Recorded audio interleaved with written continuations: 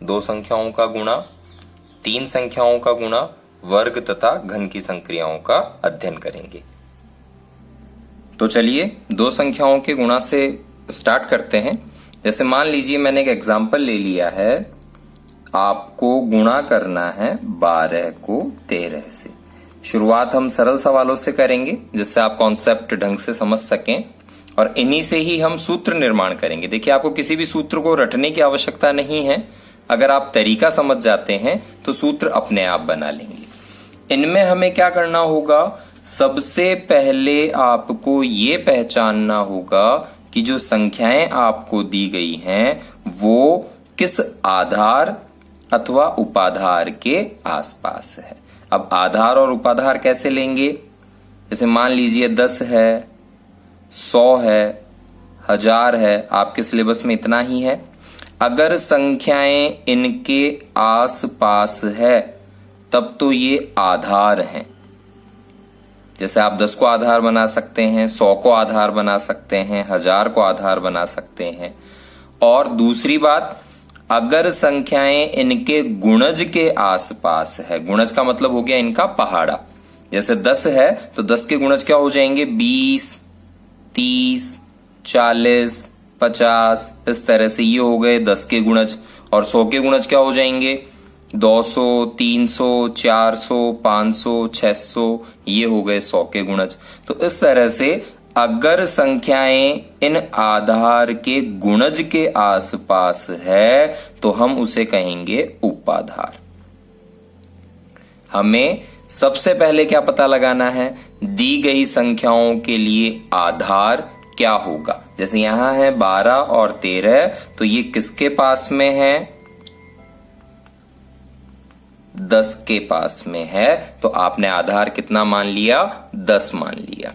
इसके बाद आपको दोनों संख्याएं एज इट इज उतारनी है। जैसे ये 12 हो गया, ये 13 हो गया, और इनके जस्ट सामने इनके विचलन उतारने हैं। विचलन कैसे निकालेंगे कि जो संख्याएं हैं वो आधार से कितनी ज्यादा अथवा कम है।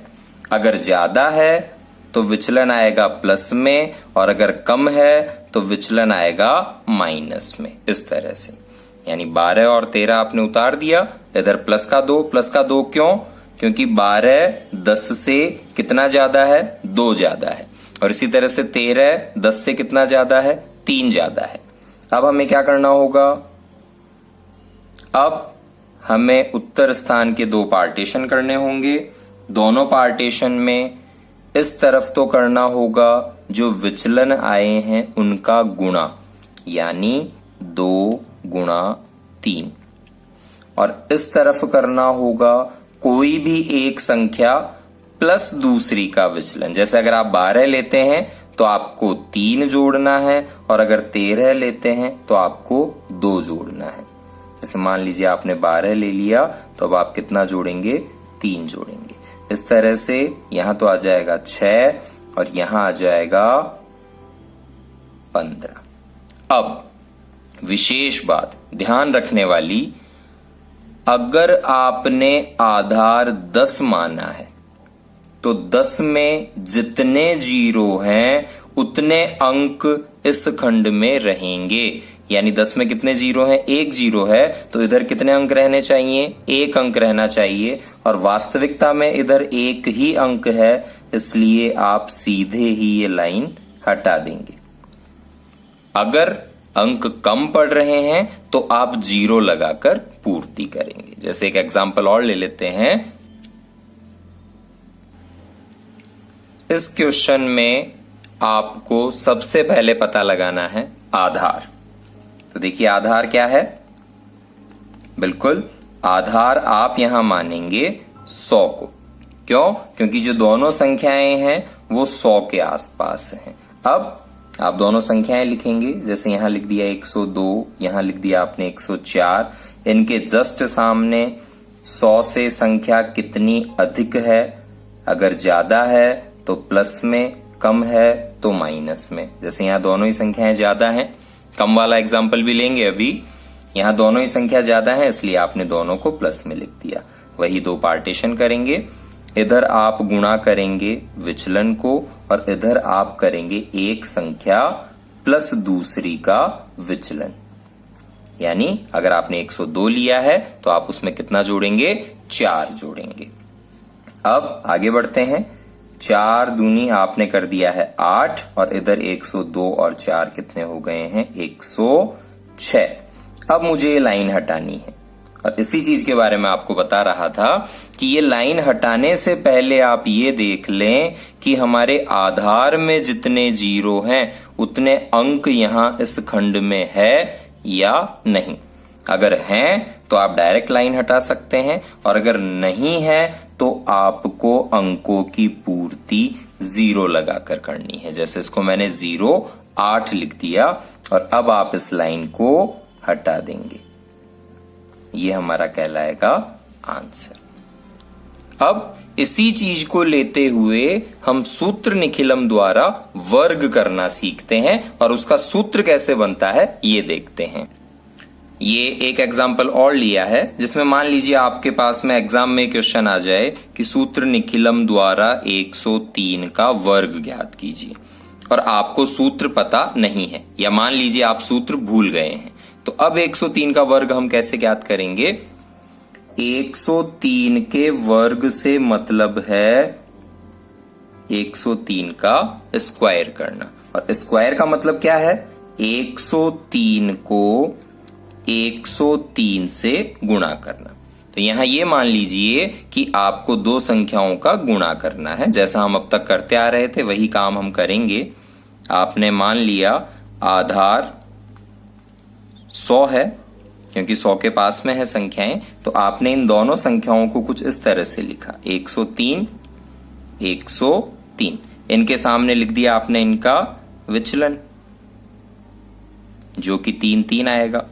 उसके बाद इस तरफ आप करेंगे विचलन, दोनों संख्याओं के विचलनों का मल्टीप्लाई यानी 3 गुणा 3 और इधर आप करेंगे एक संख्या प्लस दूसरी का विचलन। अब थोड़ी देर के लिए आप इसे इस तरह से समझें कि 3 यहां पर क्या है, विचलन है। देखिए सूत्र बनाना बता रहा हूं आपको, विचलन कितना है यहां पर 3 है। तो आपने क्या किया है, विचलन का स्क्वायर किया है और इधर क्या किया है, संख्या में विचलन को जोड़ा है। तो सूत्र क्या बन रहा है देखिए, इधर लिख देता हूं, आप थोड़ा गौर करें कि जब हम सूत्र निखिलम द्वारा किसी संख्या का वर्ग ज्ञात करते हैं और आधार विधि को काम में लेते हैं तो सूत्र आप इतना सा लगाते हैं कि एक तरफ तो आप करते हैं विचलन का स्क्वायर जो कि आपने यहां किया है, मान लीजिए सूत्र याद नहीं है तो आप इसी तरह से करेंगे, और दूसरी तरफ आप करते हैं संख्या प्लस विचलन। तो इसके अनुसार अगर आप करते हैं तो आप डायरेक्ट आंसर ला सकते हैं और वरना आपके पास तरीका तो है ही है। तो अब यहां से आगे हम बढ़े तो 3 इंटू 3 हो जाएगा 9 और इस तरफ क्या होगा, 103 में 3 जोड़ेंगे तो 106। लाइन हटाने से पहले ये चेक कर लें कि आधार में जितने जीरो हैं उतने अंक यहां है या नहीं। जैसा कि यहां नहीं है तो आप 0 लगाकर पूर्ति करेंगे और आंसर हमें क्या मिलेगा, 10609। इस तरह से आप आधार विधि द्वारा सूत्र याद नहीं होते हुए भी वर्ग ज्ञात कर सकते हैं। और अगर सूत्र याद नहीं है तो आप सूत्र बना भी सकते हैं। कुछ और एग्जाम्पल लेते हैं। जैसे मान लीजिए आपसे कह दिया जाए कि आपको 23 का स्क्वायर निकालना है सूत्र निखिलम विधि द्वारा, तो सबसे पहले आपको यह पता लगाना है कि 23 का स्क्वायर निकालने के लिए आधार से काम चल जाएगा या हमें उपाधार भी देखना पड़ेगा। तो यहां पर देखिए 23 है तो हम आधार लेंगे 10 को, आधार आपने 10 ले लिया तो इस हिसाब से उपाधार, क्योंकि 10 के पास तो नहीं है संख्या किसके पास है, 20 के पास है जो कि 10 का गुणज है, इसलिए उपाधार कितना हो जाएगा 20। और साथ ही हम ज्ञात करेंगे उपाधार अंक। उपाधार अंक कैसे पता चलेगा, आधार के पहाड़े में कितनी बार में 20 आ रहा है वो संख्या ही उपाधार अंक कहलाएगी। यानी उपाधार में अगर आप आधार का भाग लगा दें तो आपको उपाधार अंक मिल जाएगा, जो कि यहां कितना है 2। अब हम काम में लेते हैं वही सूत्र जो भी हमने बनाया है। 23 का स्क्वायर आपको ज्ञात करना है, तो आप क्या करेंगे, सबसे पहले आधार, उपाधार, उपाधार अंक और विचलन का पता लगा लेंगे। अब विचलन क्या है, जो आपका उपाधार है उससे दी गई संख्या कितनी ज्यादा या कम है। जैसे 23 है, उपाधार 20 है, तो संख्या कितनी ज्यादा हो गई, 3 ज्यादा हो गई। सूत्र लगाएंगे हम। सूत्र वैसे आपको रटने की जरूरत नहीं है, आप पहले भी बना चुके हैं, उसमें और इसमें कोई भी डिफरेंस नहीं है। केवल आपको इतना सा देखना है कि उत्तर स्थान के 2 पार्टीशन करने हैं। इधर करना है आपको विचलन का स्क्वायर और इधर करना है संख्या प्लस विचलन। इस सूत्र कब काम में लेंगे, जब आप केवल आधार विधि लगाते हैं, यानी उपाधार को काम में नहीं लेते हैं तब। अगर आप उपाधार काम में ले रहे हैं तो यहां पर केवल इतना सा चेंज करना है कि इसे उपाधार अंक से आप गुणा कर दें, जो भी जोड़ने पर आएगा उसे। तो अब हम आगे बढ़ते हैं। विचलन हमारे पास में आया है 3, तो आपने कर दिया है 3 का स्क्वायर। संख्या हमारे पास में है 23 और उसमें हमें विचलन जोड़ना है कितना, 3, और जोड़ने के बाद जो आएगा उसे मल्टीप्लाई करना है उपाधार अंक से, यानी 2 से। देखिए क्या होगा, 3 का स्क्वायर हो जाएगा 9, 23 में आप 3 जोड़ेंगे तो आपको मिलेगा 26, और 26 को 2 से मल्टीप्लाई करेंगे तो 26 इंटू 2 कितना हो जाएगा, 52। अब हम हटाते हैं लाइन। लाइन हटाते वक्त आपको क्या देखना है, आधार में जितने 0 हैं उतने अंक यहां होने चाहिए। अगर हैं तो आप सीधे सीधे लाइन हटा सकते हैं, यानी 23 का स्क्वायर हमें कितना मिल जाएगा, 529 मिल जाएगा। आपने डायरेक्ट लाइन हटा दी, क्योंकि आधार में जितने 0 हैं उतने ही अंक यहां पर हैं, इसलिए आंसर क्या हो जाएगा, 529। अब हम एग्जाम्पल लेते हैं सूत्र निखिलम द्वारा 3 संख्याओं के गुणा का। देखिए आपको संख्याएं दी गई हैं 102 गुणा 103 गुणा 104। सबसे पहले आप पता लगाएं आधार। जैसा कि आप देख सकते हैं तीनों ही संख्याएं 100 के पास में है, इसलिए आप आधार कितना लेंगे, 100 लेंगे। संख्याओं को जमाएंगे कैसे, बिल्कुल वही तरीका। 102 यहां लिख दिया, इसका विचलन यहां लिख दिया। 103 इसके सामने इसका विचलन, 104 और इसके सामने इसका विचलन। फिर अब 3 संख्याओं को हम गुणा कर रहे हैं, इसलिए हम 3 पार्टीशन बनाएंगे इस तरह से। और पार्टीशन बनाने के बाद देखिए क्या करना होगा, लास्ट वाले पार्टीशन में, यानी कि लास्ट वाला जो आपने खंड बनाया है, इसमें तो आप तीनों जो विचलन हैं उनका मल्टीप्लाई करेंगे, यानी 2 गुणा 3 गुणा 4। इस तरह से आपने इन तीनों को मल्टीप्लाई कर दिया। बीच वाले खंड में इनका आप मल्टीप्लाई इस तरह से करेंगे कि 2 संख्याओं को लेकर जोड़ा बनाएंगे। जैसे पहले 2 को गुणा करेंगे 3 से, इस 2 को 3 से गुणा कर दिया। फिर प्लस 3 को गुणा करेंगे 4 से, 3 को 4 से गुणा कर दिया। प्लस अब 2 को 3 से कर दिया है, 3 को 4 से कर दिया है, तो अब 4 को किससे करेंगे, 2 से गुणा करेंगे। तो यह आपने 4 को गुणा कर दिया 2 से। लास्ट वाले इस वाले खंड में वही एक संख्या प्लस अन्य का विचलन। अगर आप संख्या लेते हैं 102 तो आपको 3 और 4 जोड़ना है। अगर 103 लेते हैं तो 2 और 4 जोड़ना है। इस तरह से आपने 3 पार्टीशन इसके कर लिए। यहीं पर आप थोड़ा सा ये सोचें कि मान लीजिए अगर ये तीनों संख्याएं बराबर होती तो विचलन समान आते। अब जब विचलन समान आते तो विचलन को 3 बार गुणा करने का मतलब होता विचलन का क्यूब करना। यहां मैं नीचे लिख रहा हूं ताकि आप सूत्र बना सकें घन के लिए। 3 बार विचलन को गुणा करने का मतलब होता विचलन का क्यूब। इधर बात करते हैं, अगर ये तीनों बराबर होते तो यहां पर संख्याएं बराबर आती, यानी यहां पर भी आप विचलन को विचलन से गुणा करते, यहां भी विचलन विचलन से गुणा होता, यहां भी विचलन को विचलन से गुणा किया जाता, यानी विचलन का स्क्वायर होता कितनी बार? 3 बार। तो बीच वाले खंड में आ जाता 3 गुणा विचलन का स्क्वायर, और इस लास्ट वाले में एक संख्या प्लस अन्य 2 का विचलन है, यानी संख्या में आपको कितनी बार विचलन जोड़ना होता?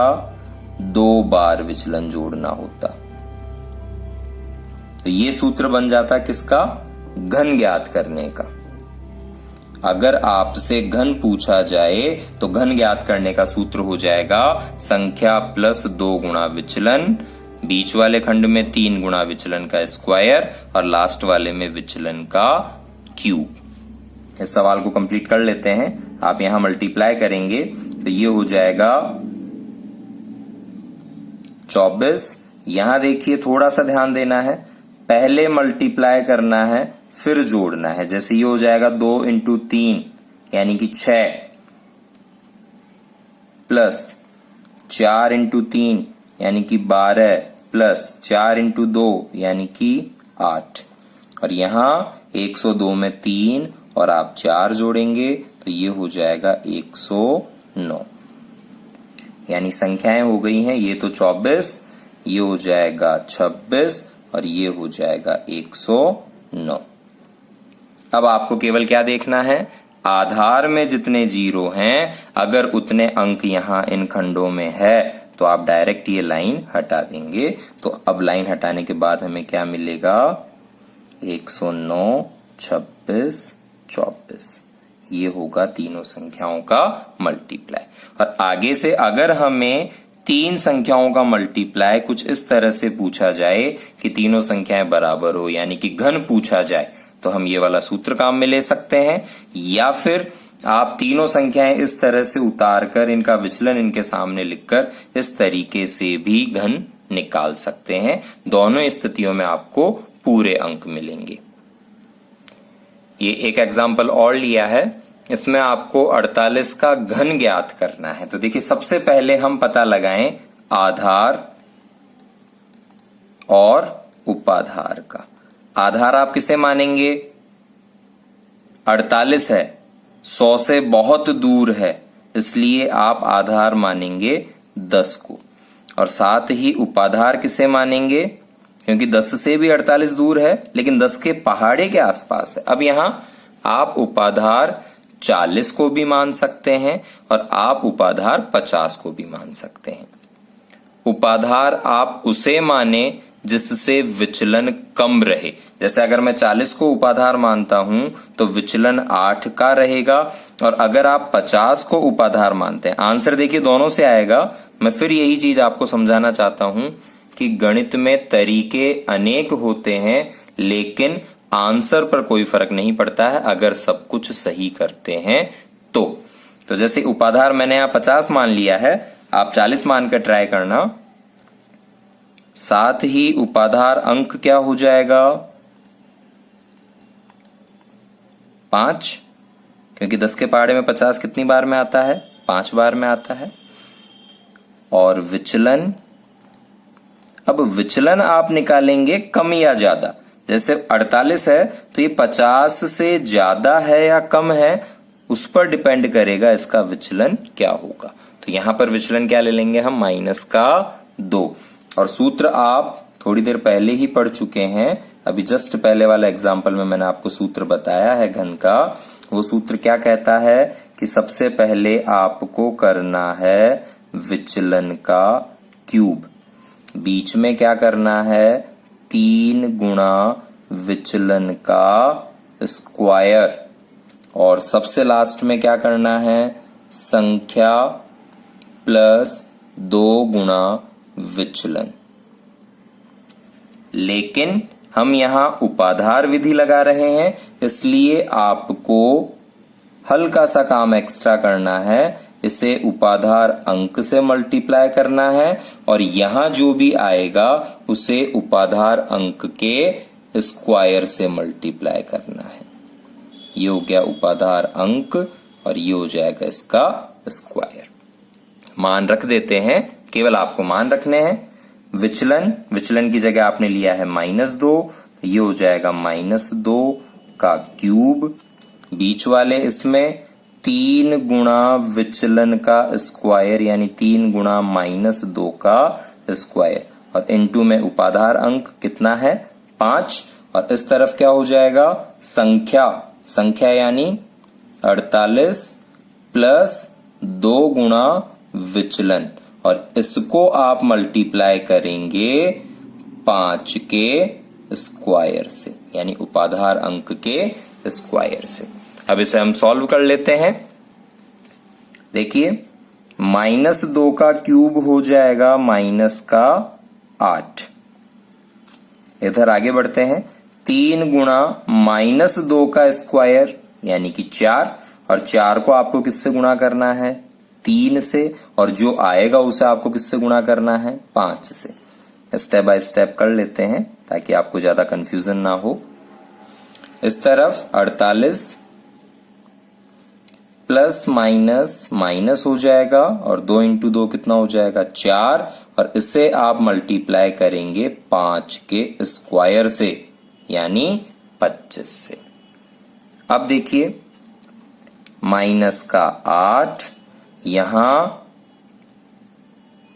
60 और इस वाले कॉलम में क्या आएगा 25 गुणा 44। 48 में से आप 4 माइनस करेंगे तो कितने बचेंगे 44 बचेंगे। तो आप 25 को 44 से गुणा कर लें।